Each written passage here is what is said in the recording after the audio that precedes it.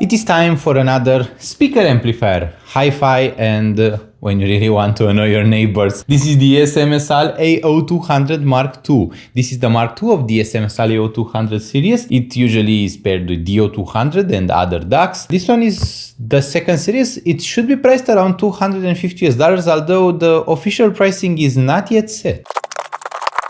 Since this time around there is no official page yet, I have to rely on the little manual they included to tell you about the specifications of the AO200 Mark II. First off, it comes with a remote. I think this is a really nifty accessory for a stereo amplifier because you don't want to get up from your chair and from your listening position every single time you want to change the volume or the input.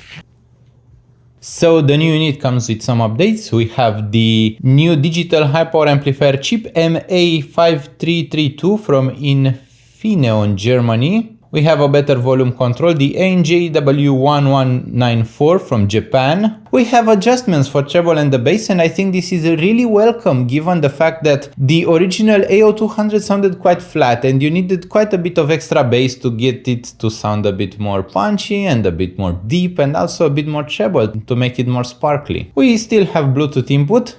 The company still uses this way of calling their internal architecture a large number of professional hi-fi audio components. So there is a large number of components. We have to keep that in mind. And now to the actual technical specifications. We have a THD of 0.004%, which is really good. We have a signal to noise ratio of 106 decibels, a channel separation of 85 decibels, still pretty good numbers. We have an input sensitivity of 290 millivolts and 47 kilo ohms. All of those are very standard numbers. We have an output power of 160 watts or 2, so this is for each speaker at 4 ohms or 85 watts at 8 ohms. This is a really good amount of driving power. The power consumption is 40 watts at normal volume. So they consider the maximum driving power to be the maximum it can output, but if you're listening normally, it can consume about 40 watts. The standby power is 0.5 watts, really good. And the weight is 1.6 kilograms. Really good again. So we have the remote. As I said, you can use it to set the equalizer, to set the input and to set the volume. Pretty useful. It also has an on-off switch. It is made of plastic, not the best quality, but it is really useful in its usage. Now to finally get to the unit, we have this beautiful metallic unit. There is a bit of a rattle sound inside. I don't know what may be loose. We already took it outdoors to take photos, so I hope it didn't break something. Just listen to this. I don't know if that is normal, but I think we may have broken something while taking photos. I may be able to get it disassembled to take a look inside. So at the front we have a colorful display that shows you what input is being used and what data rate. We have a volume wheel that you can also press to control the menu, but I think that you will be using the remote. It's much more practical. We have balanced XLR inputs. We have RCA single-ended inputs. We have RCA outputs. We have a Wi-Fi antenna. We have a Bluetooth antenna. We have a USB Type A, and we have the speaker outputs, which are traditional speaker outputs. Really nice. We don't have to deal with the stuff that O'Reilly has with their products. We also have the power input, which is a large kettle plug and an on-off switch. Having a kettle plug means that there is a power converter inside of the unit, so it does its own internal conversion. Given the weight, it should have a pretty high quality power converter. I don't know about the operational amplifiers, at least in physical quality. So can it drive the KLH Model 5?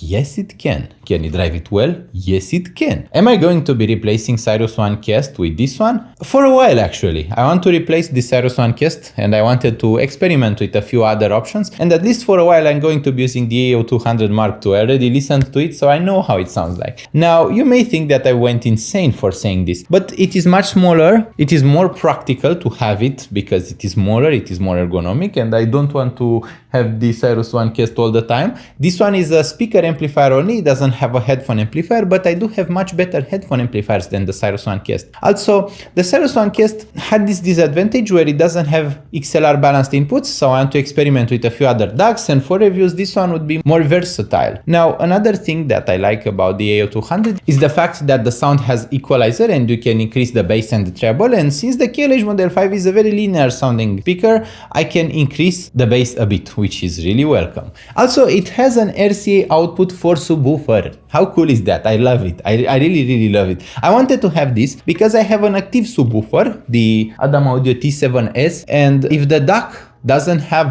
a subwoofer output, then you are left alone. You can't use a subwoofer, and I think that is terrible. I want to use a subwoofer with my speakers. Even the best floor standing speakers won't touch 20 Hz and won't touch even 40 Hz usually. So you will need a subwoofer for the low end and to have better substance, better punchiness, and better bass in your music. So AO200 is great at this. The Cyrus OneCast also had that, but Cyrus OneCast is a much pricier unit that also has a Class D speaker amplifier, and this one is also Class D, so the sound is actually quite similar. There is no major difference in the detail and resolution between them, so AO200 can sound incredibly detailed, incredibly clean, and incredibly clear. It has more than enough power, and I have been just adding a little accessory to my speakers, the Aperion Audio Super Tweeters. I think that they work really well with the AO200 and with the Cyrus OneCast. So the AO200 Mark II, I think it is very different from the original. I think that the sound is now much better. I don't know if there was a software upgrade or if there was a huge internal upgrade. We'll have to explore that in the full written review. But there is a good difference in sound. The sound is much more detailed. It has a wider soundstage, a deeper sound with better bass and with a better, more sparkly treble. You can also engage those things from the equalizer, which I think is really cool. The Bluetooth is useless for my usage because I am at home and I won't be using the Bluetooth. I'll be using both the RCA and the XLR inputs to power the AO200 Mark II. And overall, I think it is insanely good. You can grab this for about $250, at least I hope so. This one you can grab from Aoshida, and they do a good job at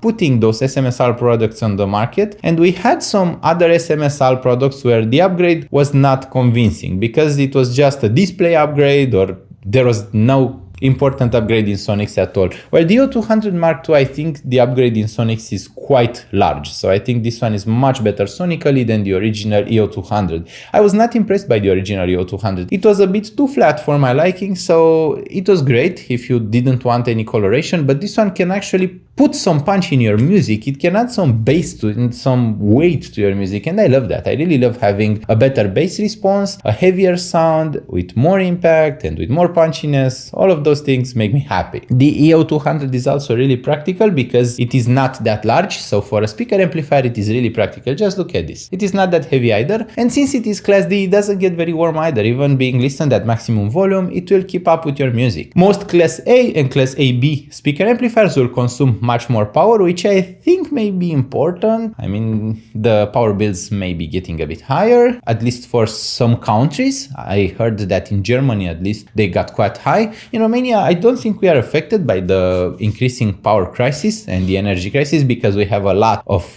power production facilities, especially water-based ones. We have those huge dams with hydro centrals, but that may be important to some people. So if you want your stereo hi-fi system to consume less, this one would be ideal. Now, this video isn't made for those who want to purchase a $2,000 speaker amplifier. I want to make that clear. It won't replace the beefy, expensive power amplifier that you have in your system if you already have something pretty great. It won't replace that. It won't be perfect, so the sound won't be the most detailed out there. You can have better detail if you invest much more. But for $250, it is much better than most of the entry-level speaker amplifiers. It is really good at offering you a bit of an equalizer because you don't want to have a digital equalizer most of the time because you can't use it across applications. While with this one, the equalizer is applied across all applications. So you can watch movies, you can play games, you can do basically everything. Of course, there is no delay because if the DAC doesn't have delay, this one doesn't have delay either. I think that the fact that it applies equalizer, even if you don't have it engaged, will degrade the sound a bit compared to not applying it. But then again, for most entry-level speakers, you will need a bit of extra bass or a bit of extra treble, or you will need to take away some of the bass, and that I think is really good. So in versatility, I think it is perfect. Now, would I be recommending this? Yes, absolutely. I do think that it is a superb speaker amplifier, and I think that it is totally worth considering as your next purchase. Would I be recommending it for both floor standing speakers and for bookshelf? Yes, I do. it is great for both of them too. Is it ideal? No, nothing is ideal in this life. There are very few things that you could consider to be ideal at any given point in your life. But I think that it is perfect. I think that as far as my usability goes, it does everything I need it to do. It does it well. It doesn't cost a lot. So it is a practical solution for most entry-level speaker systems. Of course, we are Audiophile Heaven, so we'll be reviewing other more beefier speaker amplifiers. But if you have an entry-level system, this one should be an excellent solution for that system. Thank you so much for watching. Don't forget to check out Aoshida, one of the best stores in the entire world. They have speaker amplifiers, DACs, EMs,